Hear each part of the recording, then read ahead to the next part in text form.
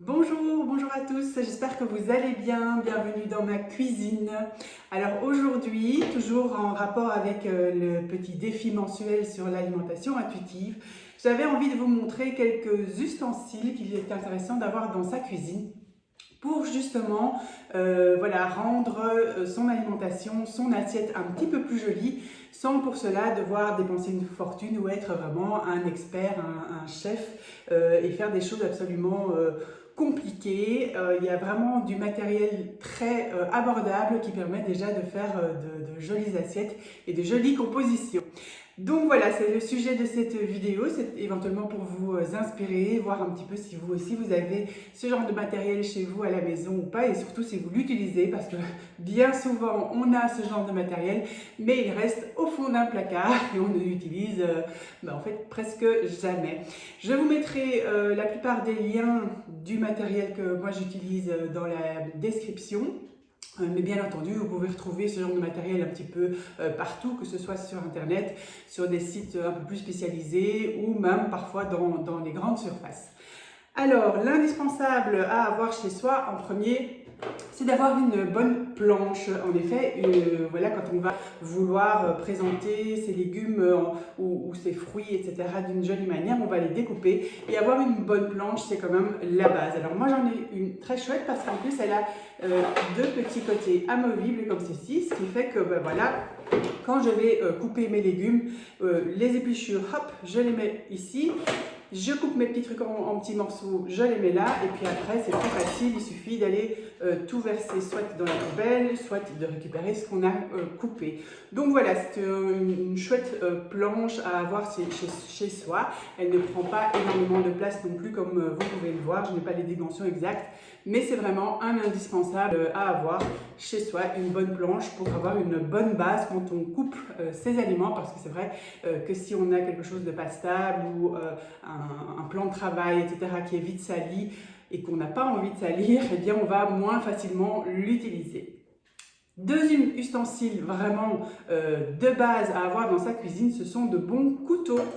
Et moi, je préconise d'en avoir au moins trois, en tout cas de trois tailles différentes, parce que évidemment, on ne va pas couper une banane de la même manière qu'on va couper un gros, je sais pas moi, céleri rave ou un gros chou. Donc, l'idéal, c'est d'avoir un petit couteau de cuisine, facile pour éplucher, par exemple, couper des aliments qui sont plutôt longs et fins, comme des carottes. Après, vous pouvez avoir un de taille moyenne. Alors ça, à vous de voir si vous voulez un couteau qui est très édenté. Celui-ci est un petit peu plus édenté que mon couteau simple de cuisine. Il va me permettre de couper des pièces déjà un petit peu plus grosses pour lesquelles on a besoin vraiment de, voilà, de pouvoir avoir une certaine poigne, comme par exemple les courges, enlever la peau des courges, c'est pas toujours facile. Avec un petit couteau comme ça, c'est compliqué, il vaut mieux en avoir un peu plus gros. Et puis, en avoir un troisième encore plus gros, c'est un couteau un petit peu ce qu'on appelle couteau à la japonaise. Et bien ça va permettre vraiment de couper à la chaîne. Donc c'est vraiment quand on fait, par exemple, couper ses herbes, couper aussi, pourquoi pas une carotte. Ce genre de couteau-là va vraiment aider parce que vous allez être beaucoup plus stable qu'avec un petit couteau comme ça, où on va beaucoup plus vite déraper qu'avec un grand couteau comme ça. Alors la manière de l'utiliser, c'est qu'on met sa main à plat ici sur le devant, et puis qu'on va venir simplement faire un mouvement avec l'autre poignet sans bouger en fait votre couteau. Donc voilà, ça c'est le deuxième indispensable à avoir chez soi, ce sont de bons couteaux. Alors les miens, ils viennent de différents endroits, celui-ci c'est un Ikea et j'en suis très très content. Donc pas la peine non plus de mettre des fortunes là-dedans. Celui-ci que l'on voit un petit peu partout, je l'ai acheté en grande surface, donc vous voyez qu'il y a moyen d'avoir du matériel plus ou moins de qualité sans que ça vous coûte énormément. Autre ustensile qui est sympa à avoir et que vraiment je trouve que tout le monde devrait avoir dans sa cuisine, c'est un petit éplucheur comme ceci. Donc ça va vous permettre de d'éplucher vos légumes, vos fruits, etc. de manière beaucoup plus rapide que si vous le faites avec un petit couteau. Alors moi je préconise je ne sais pas si vous allez voir, mais avec des petites lames comme ceci. parce que du coup, les légumes qui ont une peau un peu plus épaisse, eh bien, vous allez pouvoir vraiment les enlever plus facilement. Sinon, quand vous avez une lame qui est vraiment toute sans dents, parfois alors vous allez avoir du mal à les couper. Donc celui-ci, il est vraiment top. Je vous mettrai la référence, je l'ai acheté, je pense, sur un site internet. Et donc avec ça, vous allez vraiment voilà, pouvoir facilement éplucher vos pommes, vous allez pouvoir éplucher vraiment tous les légumes qui ont une peau, même les courges, quand c'est pas une trop grosse peau, vous pouvez le faire avec ceci. À quoi est-ce que je pense encore? Les poires, tous les fruits de saison qui ne sont pas bio et que vous souhaitez éplucher. Vraiment, c'est un indispensable à avoir dans sa cuisine. Et ceci, ça sert aussi notamment pour justement faire une présentation un petit peu différente de vos légumes. On a l'habitude, par exemple, pour les carottes ou les courgettes, d'utiliser un couteau et de les couper en petits tronçons, en petites rondelles. Et bien, avec cet ustensile-ci, vous allez pouvoir les couper un petit peu différemment. Vous allez en fait pouvoir les couper dans la longueur, faire des sortes de tagliatelles. Je pense que j'en ai, je vais vous montrer. J'ai fait récemment, oui. Voilà, des carottes, et vous voyez, elles sont coupées dans la longueur, ce qui va permettre après bien, de joliment les disposer sur votre assiette. Vous pouvez les enrouler autour d'elles-mêmes, et donc ça va faire voilà, une jolie petite carotte plutôt verticale. Vous pouvez les faire des lasagnes aussi, avec ceci, des lasagnes de légumes.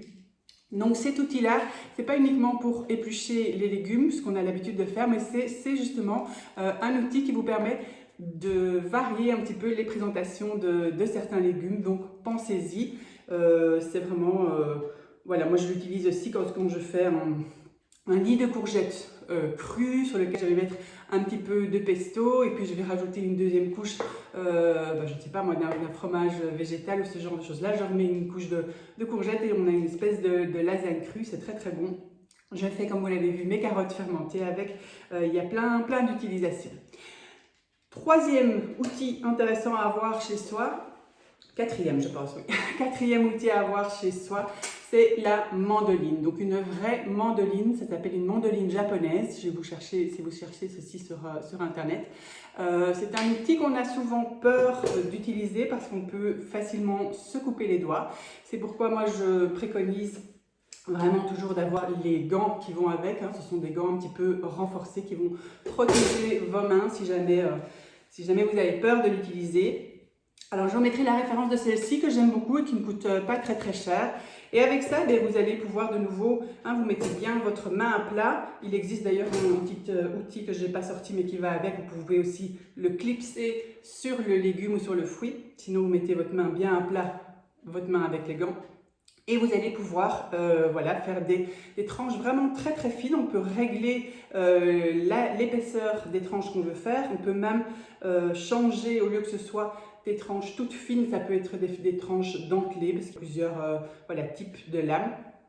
Et avec ça, qu'est-ce qu'on fait? Eh bien, par exemple, vous allez faire toutes sortes de carpaccio, des carpaccio de légumes. En fait, c'est ceci, où on coupe dans la longueur et on fait des tranches, sauf qu'avec la mandoline, vous allez vraiment pouvoir ajuster, comme je le dis, l'épaisseur. Vous allez pouvoir l'utiliser pour des plus gros légumes aussi.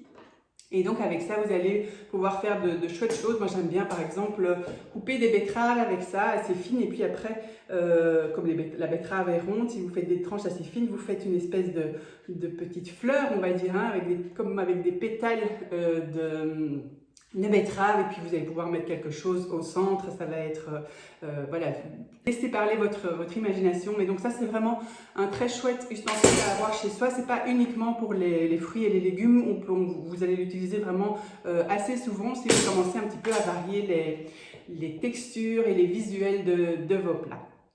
Un autre indispensable à avoir chez soi, oui, c'est plutôt celui-ci. Alors celui-là, en général, on le connaît.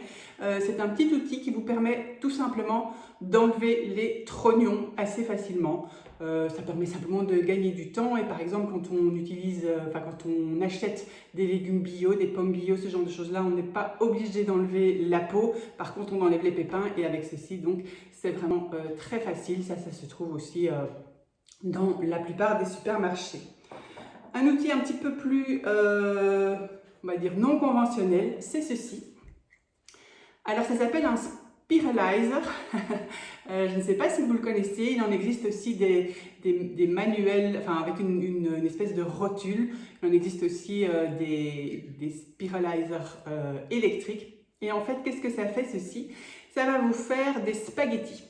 Donc on met par exemple la courgette ici, on va tourner et il y a une sorte de petite lame ici, dentelée, qui va faire que ce qui va sortir, ça ressemble en fait à des spaghettis. Et c'est vraiment une très très chouette manière de présenter des légumes un petit peu différemment. Alors ça peut être, évidemment ça va être des légumes qui sont plutôt durs, hein, on ne va pas mettre un fruit ou un légume qui est mou comme une banane, ça ne va rien donner. Vous allez mettre plutôt des courgettes principalement, des carottes, vous pouvez faire des spaghettis de choux aussi éventuellement. Et donc avec ces spaghettis, vous allez pouvoir présenter à nouveau ça différemment dans votre assiette. Ça va faire un très joli effet, soit vous le mettez à côté de votre accompagnement, soit vous en faites un réel plat. Vous allez mettre une sauce délicieuse dessus, quelques épices, de l'huile, pourquoi pas des feuilles d'herbes aromatiques. Et c'est vraiment top, top, top. Donc voilà, ça prend 2 minutes quand on le fait. Tchoup, tchoup, tchoup, on a ces spaghettis de légumes et qu'on va faire revenir à la poêle simplement avec un petit peu d'huile, quelques minutes. Et voilà, c'est une alternative pour les gens qui aiment par exemple beaucoup manger des pâtes. Tester, essayer de faire des spaghettis de courgettes. Alors évidemment, ça n'aura pas le même goût que les pâtes, mais le visuel et la texture vont vous rappeler les pâtes. Et on a vu que dans l'alimentation intuitive, le visuel, le plaisir que donne l'assiette va peut-être vous faire penser à des pâtes, même si ce ne sont pas des pâtes, et pour vous, ça va déjà être réconfortant, ça va vous nourrir une des faims, la faim de l'esprit, la faim des yeux éventuellement, et voilà, et grâce à ça, évidemment, vous allez peut-être moins vous ruer après sur d'autres cochonneries. On va bientôt terminer, j'ai un petit outil aussi, alors celui-ci est un petit peu moins indispensable, mais il se présente comme ceci, et en fait, ça permet de faire des tranches, par exemple pour les tomates ou pour les œufs, d'avoir d'un coup tout votre œuf ou tout votre tomate ou toute votre pomme coupée de manière égale. Hein, il y a des toutes petites lames dessus. Alors ça, c'est un ustensile qui coûte 3 fois rien et que l'on trouve aussi en général dans les magasins spécialisés. Donc vous le voyez, il y a vraiment pas mal d'outils à votre disposition pour que vous variez un petit peu les visuels et les textures. En général, l'assiette, 9 fois sur 10, dites-moi en commentaire si c'est le cas chez vous, elle va se présenter comment? Vous allez mettre vos protéines à côté, vos féculents de l'autre et les légumes en troisième lieu. Et donc on a comme ça, pouf, pouf, pouf, on va dire, 3 espaces dans l'assiette. Si ça vous convient, si vous êtes très content avec ça et que vous n'avez jamais de fringales, que pour vous l'esthétique n'a vraiment aucune importance, continuez. Par contre, si vous vous rendez compte que voilà, avoir un joli plat, avoir un joli visuel va vraiment nourrir votre faim des yeux et du coup peut-être aussi votre faim de l'esprit qui va peut-être être biaisée en pensant que ce sont des spaghettis alors que ce sont des spaghettis de légumes. Mais si pour vous ça peut aider, ça vaut vraiment la peine de tester. Ce que je n'ai pas montré mais qui est sympa à voir aussi, c'est un petit emporte-pièce rond ou carré, dans lequel par exemple vous allez pouvoir mettre tout ce qui est riz, légumineuses, féculents. Donc vous en mettez un petit peu, vous tassez bien, puis vous enlevez votre emporte-pièce et ça fait vraiment... C'est vraiment tout simple, ça prend 2 secondes et demie, mais dans l'assiette, plutôt que d'avoir vos féculents ou vos pâtes ou vos céréales qui sont un gros tas, un petit peu n'importe comment, bien, ils sont très joliment présentés. Vous allez mettre vos petites tagliatelles de légumes ou vos légumes coupés peut-être en fines tranches ou éventuellement en horizontale plutôt qu'en rondelles. Vous allez mettre vos protéines et voilà, l'assiette va déjà être tout à fait différente, va être plus agréable et va sans doute vous donner plus envie de manger. En plus, en général, quand on prend soin et qu'on a à cœur comme ça de faire une jolie assiette, eh bien ça nourrit aussi ce qu'on appelle la faim du cœur, c'est-à-dire que vous avez pris du temps pour le faire, même si vous l'avez vu avec ces ustensiles-là, je vous garantis, vous n'allez pas mettre un quart d'heure ou 20 minutes en plus. Au contraire, vous allez même parfois gagner du temps en utilisant ces outils-là et l'effet sera vraiment top, top, top.